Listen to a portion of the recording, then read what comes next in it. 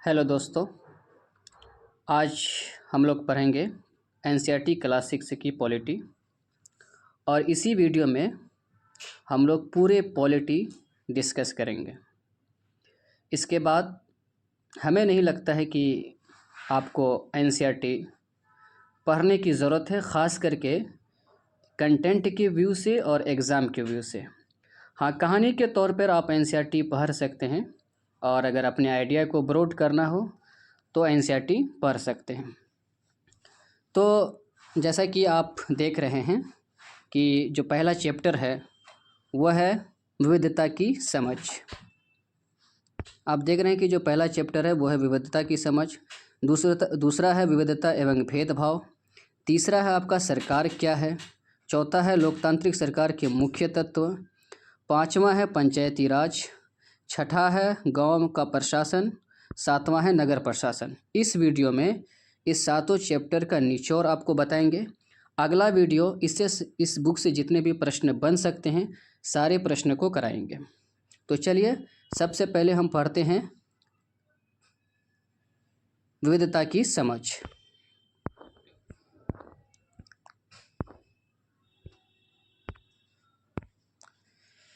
तो देखिए, पहला जो पॉइंट है विविधता।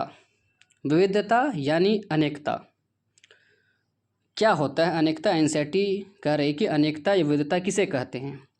तो लोग एक दूसरे से कई मामलों में अलग होते हैं, जैसे रहन सहन, खान पान, बोली, भाषा।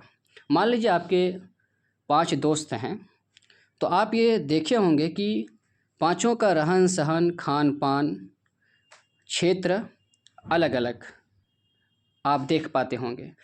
ये ज़रूर, और ये भी ज़रूर मतलब कि ऐसा भी हो सकता है कि बहुत सारे चीज़ें आपसे मिलता जुलता हो, लेकिन अधिकतर चीज़ों में आप अंतर कर पाएंगे या अंतर देखेंगे। तो इसी को एनसीईआरटी कहता है कि लोग एक दूसरे से कई मामलों में अलग होते हैं, जैसे कि रहन सहन, खान पान, क्षेत्र, बोली, भाषा। लोग न केवल अलग अलग रहते हैं, अलग अलग क्षेत्र से आते हैं, बल्कि उनकी भाषाएं भी अलग है, उनकी खान पान भी अलग है। तो इसी को हम विविधता कहते हैं। दूसरा पॉइंट है अमीरी या गरीबी विविधता नहीं है, बल्कि ये लोगों के बीच मौजूद असमानता यानी गैर बराबरी है। अमीरी और गरीबी विविधता का हिस्सा नहीं है। इसलिए नहीं है कि समाज के एक तबका के पास वो सारे संसाधन हैं जिससे वो अपनी सारी ज़रूरतों को पूरा कर सकते हैं, और दूसरा तबका ऐसा है या इनकी बहुत सारे लोग ऐसे हैं जिन्हें रात का खाना भी मुयस्सर नहीं होता है, उन्हें भूखा सोना पड़ता है। इसीलिए अमीरी और गरीबी विविधता नहीं है, बल्कि ये लोगों के बीच मौजूद असमानता यानी गैर बराबरी का उदाहरण है। अगर एग्ज़ाम में आ जाए कि अमीरी और गरीबी विविधता का हिस्सा है, विविधता का पहलू है, तो बिल्कुल नहीं। जाति व्यवस्था भी असमानता का भाग है, ये विविधता नहीं है। यानी जाति व्यवस्था विविधता नहीं है बल्कि असमानता का हिस्सा है, क्योंकि इस व्यवस्था में समाज को अलग अलग समूहों में बांटा गया है, और आप जिस जाति में पैदा होते हैं उसी जाति का काम करने लगते हैं। इसलिए ये विविधता का पहलू नहीं है। अब अगला सवाल है कि विविधता के कारक कि कौन कौन सी चीज़ें हैं जो विविधता को जन्म देती है। वह है ऐतिहासिक कारक, भौगोलिक कारक, सांस्कृतिक कारक और भौतिक वातावरण। ये 4 ऐसी चीज़ें हैं मुख्य रूप से जो विविधता को जन्म देती हैं। ख़ास तौर पे ऐतिहासिक कारक और भौगोलिक कारक का महत्वपूर्ण योगदान है। ऐतिहासिक कारक के ज़रिए आप ये समझें कि मान लेते लोग जो है एक जगह से दूसरे जगह जाते हैं काम के उद्देश्य से, पढ़ने के उद्देश्य से, व्यापार करने के उद्देश्य से। तो कुछ चीज़ें वो नई सीख लेते हैं और कुछ पुरानी ढर्रे पे ही रहते हैं। तो इससे क्या होता है कि विविधता का जन्म होता है। भौगोलिक कारक देख लें कि किस तरह से विविधता को जन्म देता है।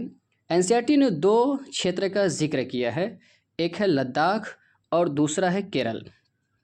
इन 2 क्षेत्रों में विविधता को कैसे दिखाया है और ये बताने की कोशिश किया है कि कैसे भौगोलिक कारक का विविधता में महत्वपूर्ण योगदान होता है।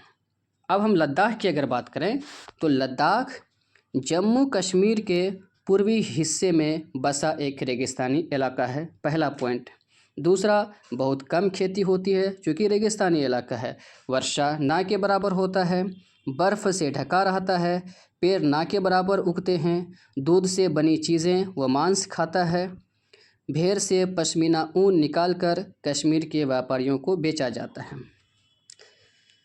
ये लद्दाख के बारे में बताया गया है कि लद्दाख में इस तरह की डाइवर्सिटीज़ हैं।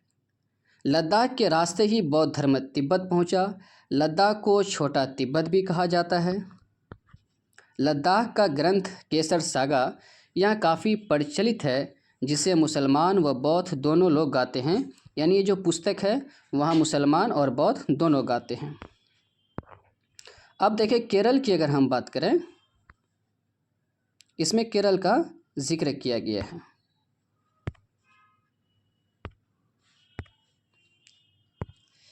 तो केरल की अगर हम बात करें तो केरल एक तरफ समुद्र से घिरा हुआ है तो दूसरी तरफ पहाड़ियों से घिरा हुआ है, पहला पॉइंट। दूसरा पॉइंट, मसालों के कारण केरल व्यापारियों के लिए बहुत ही आकर्षक बना। सबसे पहले अरबी एवं यहूदी व्यापारी केरल आए।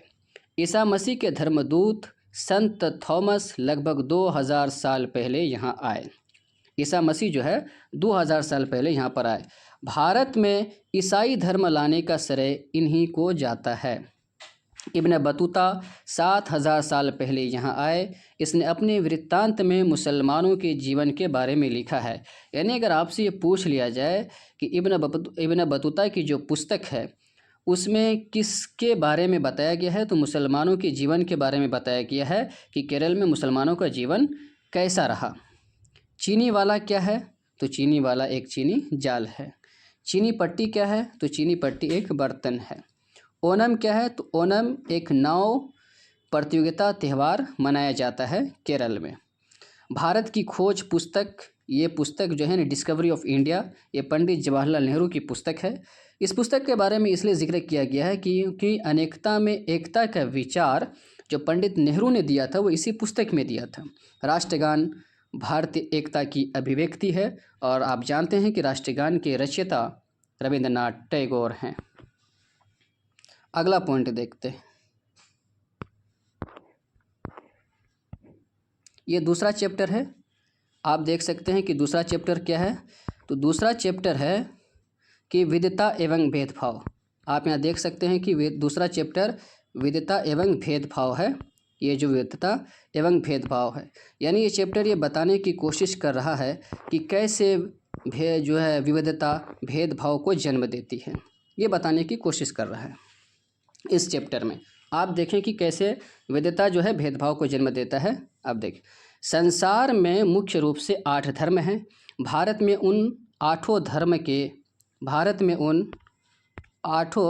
धर्म के मानने वाले लोग हैं।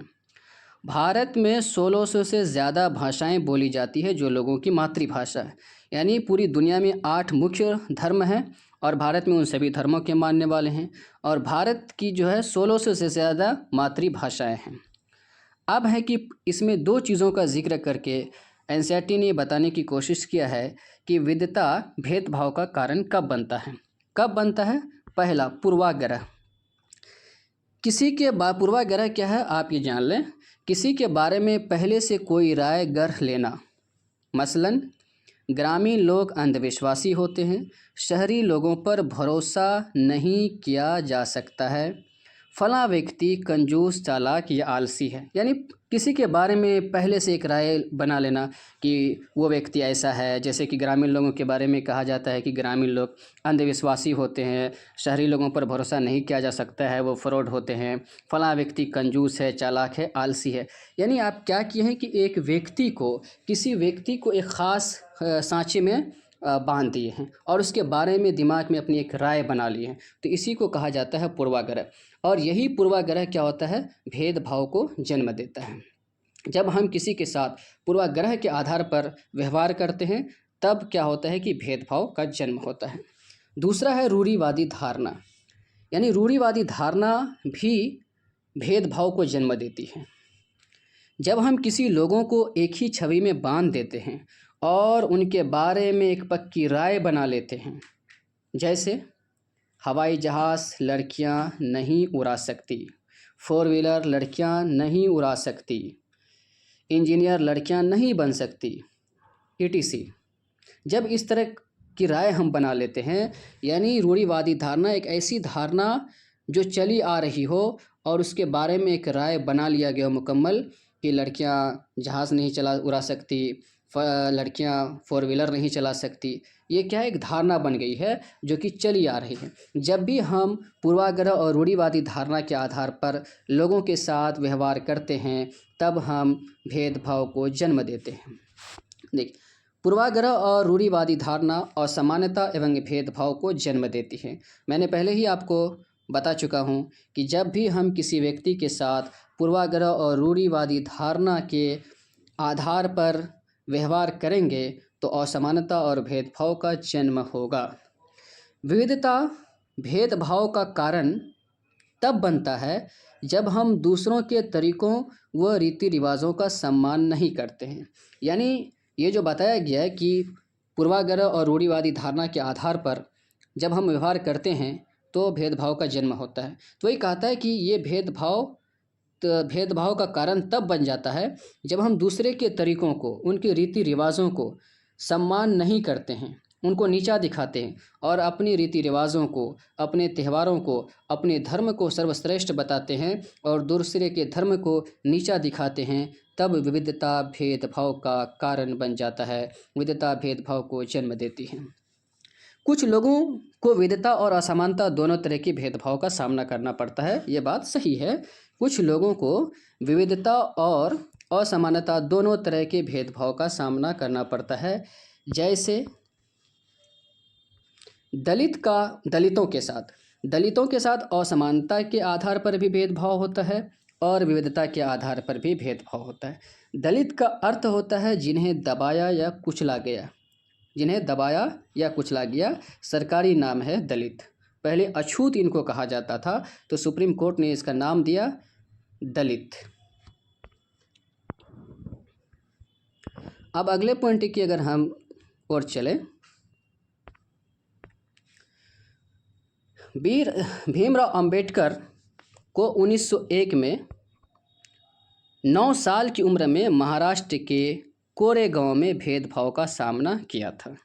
यानी भीमराव अंबेडकर जो आपके संविधान निर्माता, संविधान का पिता कहा जाता है, उनके साथ 1901 ईस्वी में 9 साल की उम्र में महाराष्ट्र के कोरेगांव में भेदभाव का सामना किया था, उनके साथ भेदभाव हुआ था। और BR अम्बेडकर के बारे में जान लें कि इनका जन्म 1891 ईस्वी में हुआ था महार जाति में। इनकी मृत्यु भी 1956 में, और ये अपने जाति के पहले व्यक्ति थे जिसने अपनी कॉलेज की पढ़ाई पूरी की। मरने से पहले बौद्ध धर्म अपना लिए थे, जैसा कि आप जानते भी हैं। तीसरा चैप्टर है, आप देख लें कि तीसरा चैप्टर क्या है। पहले आप चैप्टर देख लें, उसके बाद हम लोग आगे बढ़ेंगे। तीसरा चैप्टर है कि सरकार क्या है। आप देख सकते हैं कि सरकार क्या है, ये चैप्टर है सरकार क्या है। तो चलिए देखते हैं कि सरकार क्या है। हालांकि इसके बारे में 8-9 की NCERT की पॉलिटी में आप पढ़ेंगे, फिर भी यहाँ देख लेते हैं मोटे तौर पर। उससे पहले आप धर्मनिरपेक्षता को समझ लें कि धर्मनिरपेक्ष हम किसको कहते हैं। धर्मनिरपेक्ष सरकार सभी धर्म को बराबर मानेगी, यही धर्मनिरपेक्षता है। अब देखिए सरकार क्या है। सरकार पहली बात जान लें कि 3 स्तर पर काम करती है, एक स्थानीय स्तर पर, एक राज्य स्तर पर जिसको प्रांतीय स्तर भी कहते हैं, एक राष्ट्रीय स्तर पर। यहाँ गलती से प्रांतीय स्तर लिखा गया है। तो 3 स्तर पर काम करती है, स्थानीय सरकार, राज्य सरकार और राष्ट्रीय सरकार। स्थानीय सरकार गांव को देखती है, राज्य सरकार राज्य को देखती है और राष्ट्रीय सरकार पूरे देश को देखती है। तो सरकार क्या है पहले इसे जानने की हम कोशिश करते हैं।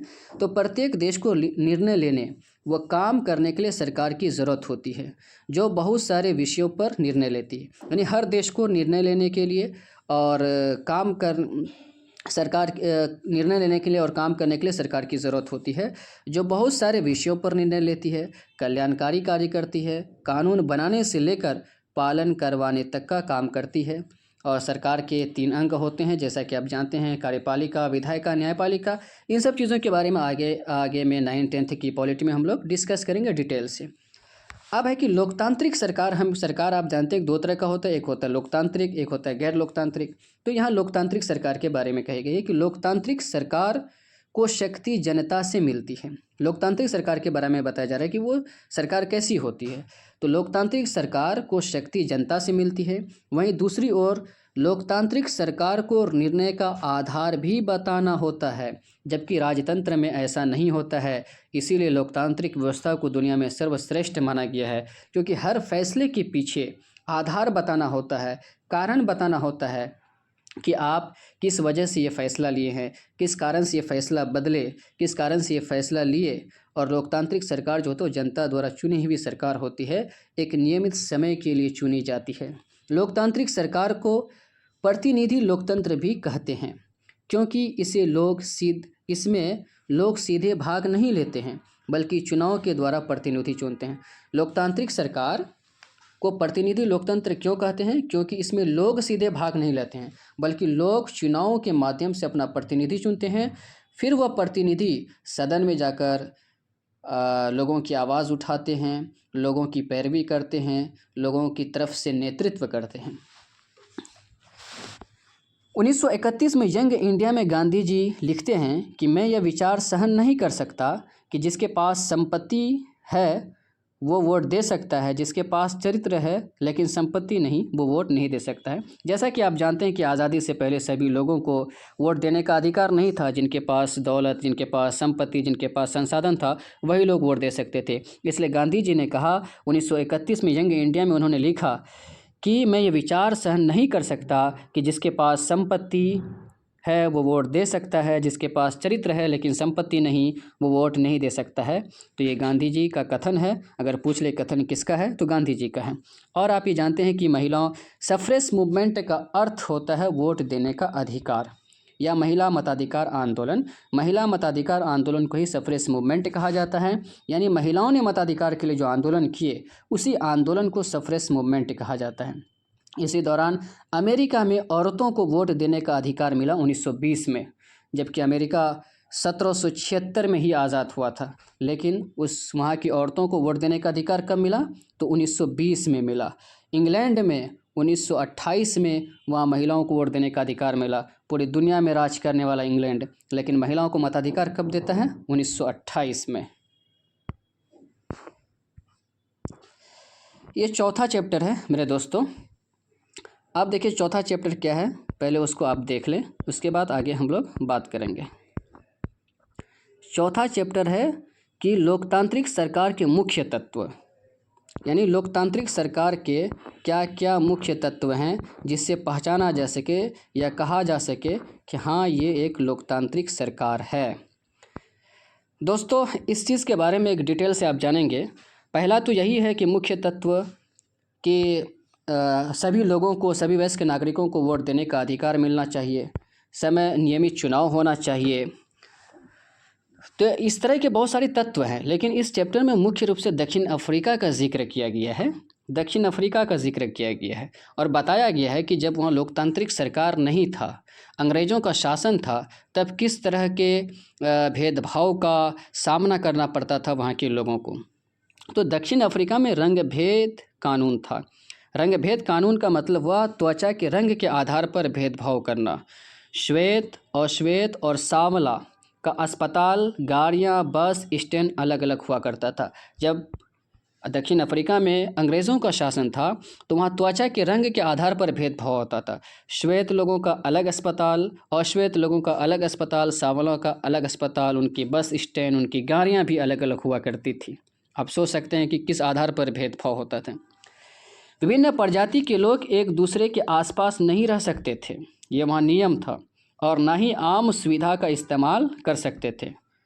आप क्या लोकतांत्रिक शासन व्यवस्था में ये पॉसिबल है? नहीं है। इसलिए पूरी दुनिया ने लोकतांत्रिक व्यवस्था को अपनाया है। तो दक्षिण अफ्रीका में विभिन्न प्रजाति के लोग एक दूसरे के आसपास नहीं रह सकते थे और वो ना ही आम सुविधा का इस्तेमाल कर सकते थे। लेकिन लोकतांत्रिक शासन व्यवस्था में इस तरह का भेदभाव नहीं किया जा सकता। दक्षिण अफ्रीका के दक्षिण पश्चिम में एक शहर था सोवेटो, जहाँ सिर्फ श्वेत लोग ही रहते थे। यानी इसका क्षेत्र भी फिक्स कर दिया गया, श्वेत लोग कहाँ रहेंगे और श्वेत लोग कहाँ रहेंगे, जिनकी भाषा थी जुलू। यानी दक्षिण अफ्रीका के दक्षिण पश्चिम में एक शहर था सोवेटो, और सोवेटो में अश्वेत लोग ही रह सकते थे, श्वेत लोग नहीं रह सकते थे, सांवला भी नहीं रह सकते थे, और वहाँ की भाषा थी जुलू। अफ्रीकी राष्ट्रीय कांग्रेस के नेता नेल्सन मंडेला ने रंगभेद के खिलाफ लंबे समय तक संघर्ष किया और दक्षिण अफ्रीका को आज़ादी दिलाई। आप आगे पढ़ेंगे कि 1964 में उन्हें काला पानी की सज़ा होती है, 28 साल तक वो जेल में रहते हैं, उनके साथ साथ और व्यक्ति होते हैं, ये आप 9th और 10th की क्लास में पढ़ेंगे।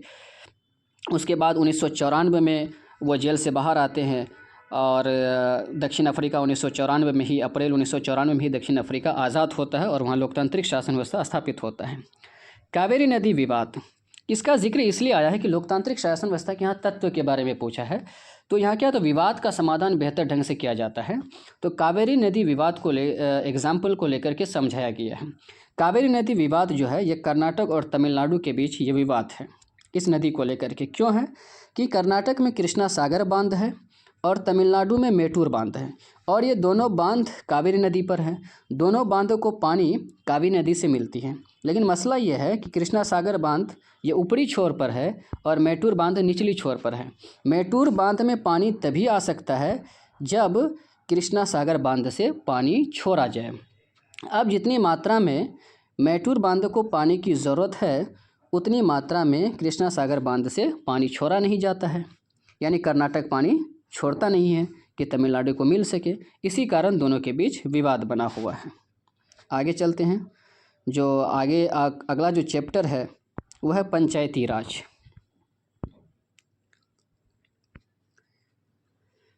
अगला चैप्टर है पंचायती राज। देखिए, पंचायती राज के बारे में आप पॉलिटी में भी पढ़ेंगे। यहाँ जितनी बातें बताई गई है मैंने उनको शॉर्ट लिस्ट किया है कि इसके पीछे मुख्य विचार, पंचायती राज व्यवस्था लाने के पीछे उद्देश्य क्या है। तो इसके पीछे मुख्य विचार यही है कि अपने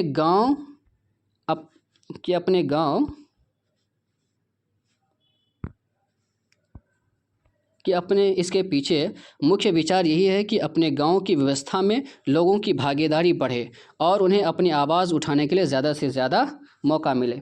यानी जो स्थानीय स्तर का मसला है लोग खुद से हल करें और खुद वो राजनीति में आए, आगे बढ़े, राजनीति से डरे नहीं, राजनीतिक व्यवस्था में अपना वर्चस्व स्थापित करें। पंचायती राज व्यवस्था लोकतांत्रिक सरकार की पहली सीढ़ी है। ये इंपॉर्टेंट लाइन है, पंचायती राज व्यवस्था लोकतांत्रिक सरकार की पहली सीढ़ी है। ग्राम पंचायत ग्राम सभा के प्रति जवाबदेह होती है। ग्राम पंचायत किसके प्रति जवाबदेह होती है? तो ग्राम पंचायत ग्राम सभा के प्रति ये जवाबदेह होती है, और साल में 2 से 3 बार जो है ग्राम सभा की बैठक ज़रूरी है, क्योंकि ग्राम पंचायत ग्राम सभा के प्रति जवाबदेह होती है, क्योंकि ग्राम सभा के लोग ही उनको चुनते हैं। किनको? ग्राम पंचायत को ग्राम सभा के लोग चुनते हैं। अब देखिए, जो पहली सीढ़ी है, अब पंचायती स्तर पर भी ग्राम पंचायत 3 स्तर पर है। एक है ग्राम पंचायत, दूसरा है पंचायत समिति जिसको जनपद या विकास खंड कहा जाता है, तीसरा है जिला पंचायत या जिसको जिला परिषद भी कहा जाता है। पहली सीढ़ी आप देख लीजिए कि ग्राम पंचायत है, दूसरा पंचायत समिति, तीसरा है जिला पंचायत। तो आमदनी का स्रोत क्या है पंचायत का? आमदनी का स्रोत है घरों एवं बाज़ारों से मिलने वाली टैक्स, ये उसके आमदनी का स्रोत है। ग्राम सभा पंचायत को मनमाने ढंग से काम करने से रोकती है, इसलिए ग्राम पंचायत ग्राम सभा के प्रति जवाबदेह है, और ग्राम सभा जो है पंचायत को मनमाने ढंग से काम करने से रोकती है। पहला पॉइंट। वार्ड पंच एवं सरपंच का चुनाव होता है। वार्ड पंच एवं सरपंच मिलकर ग्राम पंचायत का गठन करते हैं। ग्राम पंचायत का गठन कौन करते हैं? वार्ड पंच और सरपंच मिलकर ग्राम पंचायत का गठन 5 साल के लिए करते हैं। ग्राम सभा का सचिव होता है जिसकी नियुक्ति सरकार करती है, यानी इसका सचिव का निर्वाचन नहीं होता है बल्कि इसकी नियुक्ति होती है सरकार के द्वारा। अगला जो चैप्टर है, एक गाँव में प्रशासन और नगर में प्रशासन, दोनों को मैंने एक ही पेज में बताने की कोशिश की है। अब देखें कि दोनों चैप्टर को मैंने एक शॉर्ट लिस्ट कर दिया है। पटवारी को ही कर्मचारी कहा जाता है, उसी को लेखपाल भी कहा जाता है, उसी को कानूनगो भी कहा जाता है। इसका काम है ज़मीन को नापना और उसका रिकॉर्ड रखना, ये पटवारी का काम है। पटवारी के काम का निरीक्षण कौन करता है? तहसीलदार, यानी जिसको हम एसपी भी बोलते हैं। इनके काम का देख रेख, इनके रिकॉर्ड को चेक करना, ये एसपी का काम है। हिंदू अधिनियम 2005 क्या कहता है? हिंदू अधिनियम 2005 बेटों, बेटियों और माँ को ज़मीन में बराबर का हिस्सा मिलता है। ये बहुत ही इम्पोर्टेंट लाइन है, ख़ास करके जो TRE 4 देने वाले हैं उसके लिए बहुत ही इम्पोर्टेंट है ये क्लास। बहुत ही कम समय में आपको पूरी पॉलिटी 6 क्लास को मिल जाएगा। अगला चैप्टर है नगर में प्रशासन। ये ग्रामीण प्रशासन के बारे में जिक्र था, इसमें कुछ खास था नहीं इस चैप्टर में, जो मेन बात था मैंने बता दिया। नगर प्रशासन, नगर प्रशासन किसको कहते हैं? नगर प्रशासन चलाने वाली संस्था को नगर निगम कहते हैं, यानी नगर का जो प्रशासन देखता है उसको नगर निगम कहते हैं। छोटे कस्बों में इसे नगर पालिका कहते हैं। शहर को अलग अलग वार्डों में बांटा जाता है, जैसा कि पंचायत में भी होता है, गाँव को अलग अलग वार्डों में बांटा जाता है, उसी तरह शहर को भी अलग अलग वार्डों में बांटा जाता है। और हर वार्ड से एक पार्षद का चुनाव होता है। पार्षदों के निर्णय को कमिश्नर लागू करते हैं, यानी पार्षद के निर्णय को कौन लागू करता है? कमिश्नर। सीढ़ीनुमा खेती होती है नागालैंड में। कैटामैरन क्या है? तो एक नाव है। भारत में 6 लाख से ज़्यादा गांव हैं और भारत में 27 महानगर हैं। दोस्तों, मैंने इस वीडियो में पूरे 6 क्लास की पॉलिटी कंप्लीट कर दी है। अब अगला जो वीडियो आएगा उसमें इस चैप्टर से जितने क्वेश्चंस बनेंगे उन सारे क्वेश्चंस को हम कराएंगे। इसलिए दोस्तों, इस चैनल को लाइक, सब्सक्राइब और शेयर ज़रूर करें।